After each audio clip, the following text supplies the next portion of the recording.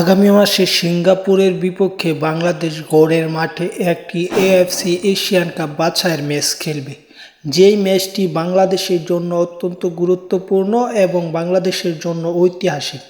দেশের মাটিতে প্রথমবার হামজা চৌধুরী, সামিদ সোমেরা খেলবে, পাশাপাশি ফাহমিদুলও থাকতে পারে এই ম্যাচে।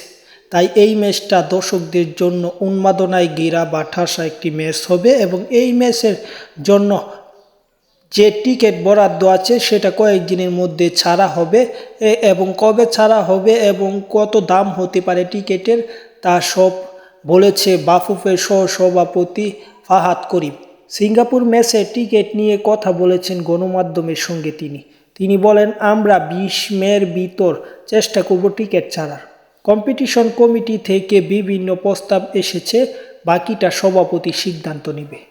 প্রাথমিকভাবে সাধারণ দর্শকদের জন্য ন্যূনতম 300 থেকে 500-র মধ্যে টিকিট ছাড়ার আলোচনা চলছে।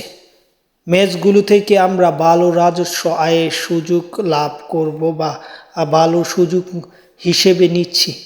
তাই এই ম্যাচগুলো সব দিক থেকেই গুরুত্বপূর্ণ দেশের ফুটবলে।